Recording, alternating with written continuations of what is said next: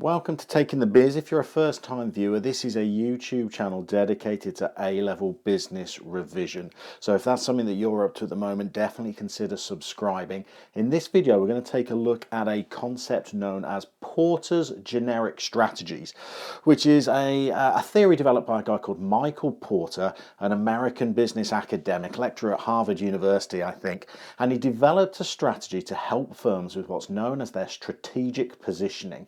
How businesses are going to adopt a position in a market in order to get customers to choose them over rivals. Your strategic position is essentially how customers view you or how customers perceive you. And there's lots of different ways that businesses can be perceived by their customers. Some are perceived as the cheapest, some are perceived as the best quality, some are perceived as having the greatest promotions, some are perceived as having a mix or a balance between price and quality. Some are perceived as having the best customer service.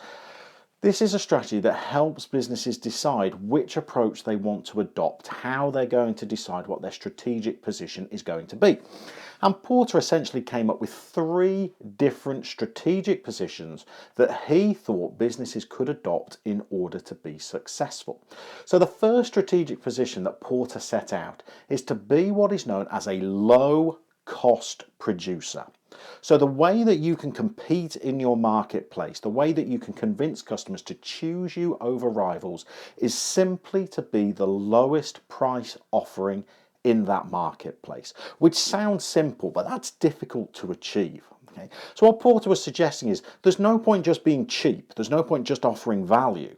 With this strategy, you've got to be the cheapest. If you are a cheap producer, if you're offering customers some value, then you will experience some short-term success, according to Porter. But as soon as another organization comes along that is cheaper than you and offers consumers better value than you, they will switch over to that rival, and you will have found that that competitive advantage that you possessed has evaporated. So what Porter said is if you're going to adopt what he called a low-cost producer strategy, you don't just need to be cheap, you need to be the cheapest. And if this is going to be a competitive advantage for your organization that's going to have staying power and is going to have some longevity, and you're going to build up a brand name or a reputation for being associated with low prices, there are a few ways that you can try to achieve it. So the first thing you've got to do, not just to be cheap, but be the cheapest, is to benefit from the greatest economies of scale. So being a low-cost producer is often associated with mass production and firms that are creating quite standardized generic products. But if those firms can benefit from huge economies of scale, especially those economies of scale associated with the bulk buying of inventory, then it allows them to drive down their unit costs and pass those cost savings on to consumers consistently in the form of lowest prices, and that is part of Porter's low-cost producer strategy. Another way you can do it is to constantly be shopping around for different suppliers, constantly trying to make sure that your competitive advantage of being the low-cost producer in your marketplace lasts by always finding the cheapest suppliers that can give you the components, the raw materials that you require.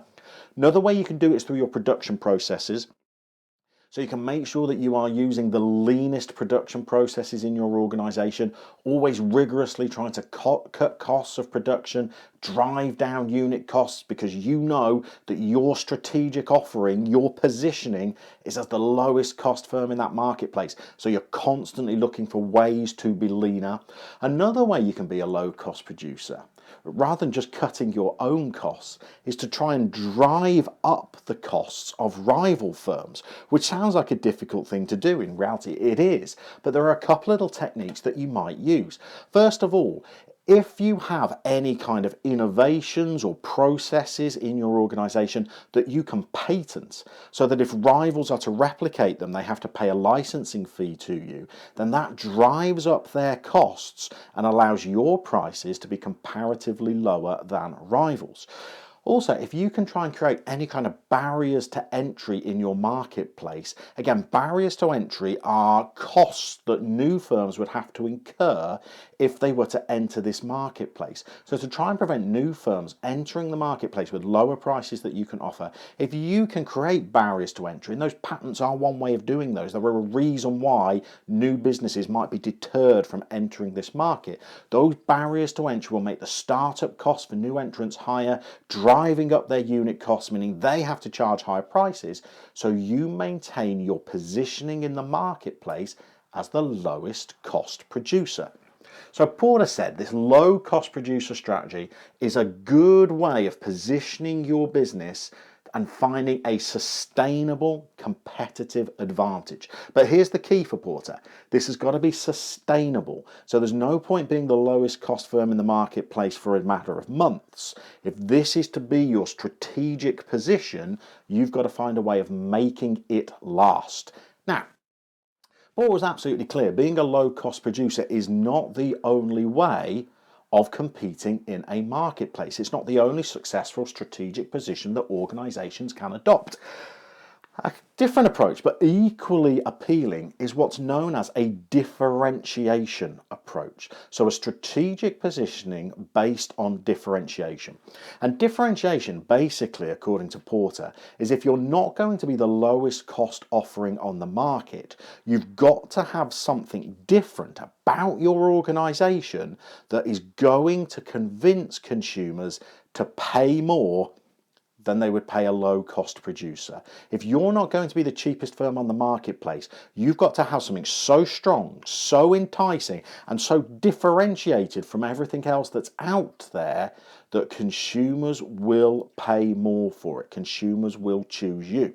Now again, the crucial point that Porter put forward is that these points of differentiation that firms might adopt have got to be sustainable. They've got to be things that will last, that consumers will value for a long period of time and become brand loyal to you and choose you over rival firms in the marketplace. So there's a few different ways that firms can try and differentiate themselves. The obvious one is through the performance and the quality of the product that they are offering. So it may not be the cheapest one out there, but if it's perceived as the greatest quality, or if it's perceived as offering superior performance to everything else that's available on the market, consumers may choose it. So rather than going with what's the cheapest, they will go with you and pay more for it because what you offer is superior in the way that it performs. There's other ways you can try and differentiate your product as well. It could be through play strategies, distribution strategies. So the way that that product makes its way to consumers, the route that it takes, the places it's available from. It might just be that that is perhaps the most convenient for consumers, and that is what convinces them to pay more and still buy your organization's products. Another way that you may possibly differentiate yourself is maybe through your customer service, your after sales care that you offer. You're not the cheapest out there, but because you offer the longest warranties or the best after sales care or the best customer service for consumers, they will pay more and they will choose you because you've differentiated yourself from the herd that are clustered in this marketplace and given consumers a reason to pick you even though you're higher priced. So those really are Porter's two strategies that he said in terms of strategic positioning firms should be looking to adopt. You've either got to be the lowest cost producer or you've got to differentiate yourself. Crucially, Porter made the point that firms really shouldn't be trying to strike a balance between these two approaches. According to Porter, you've got to adopt one of these two extremes. You've either got to be the lowest cost producer out there, or you've got to find a real strong way of differentiating yourself. What Porter said the danger for firms was becoming what he phrased stuck in the middle, falling between those two approaches. So you're not the lowest cost producer out there, but you are relatively cheap. And you've not got the greatest points of differentiation out there, but you've tried to make some attempts to stand out from rivals. That was what Porter would call being stuck in the middle, which he said was not a sustainable strategic position for successful firms. You've got to position yourself at one of these two extremes, according to Porter, in order to be successful. His third strategy was to replicate those two strategic positions, but with more focus. And by focus, what Porter was referring to was in niche markets. So certainly being a low-cost producer, but to an extent differentiating yourself. Porter was thinking about mass market organisations, firms that were targeting the market as a whole. But he said it was also a very plausible strategic position to conduct market segmentation, find that one or two market segments that perhaps weren't having their needs met by the mass market, and there was some white space in that market that firms could move into and penetrate.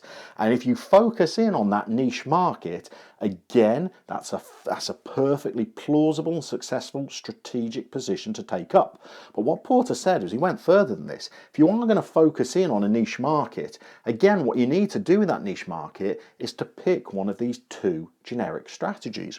So once you've identified your niche, you've either got to satisfy that niche by being the low-cost producer for that niche market, or you've got to try and find some way of differentiating yourself in the eyes of that niche in order to get consumers to pay more but still pick you.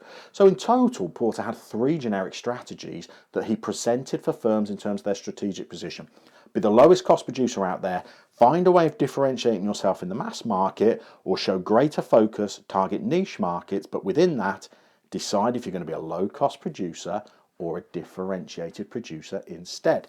So there's your three different strategies. Crucially, each one can be successful. It's not like Porter was presenting one that was better than the other, but what Porter said was these are all three better than being stuck in the middle. Okay, there's Porter's generic strategies, key topic for year 2 A-level courses. One that can come up in questions to do with how businesses are trying to compete, the strategies that they're pursuing. Hopefully, that one will be helpful to you when it comes up in the exam. Look at the links in the comments below for other strategy videos. Look in the top-hand corner for other strategic positioning theories that might be useful to you as part of your revision. Until next time, keep on taking the biz.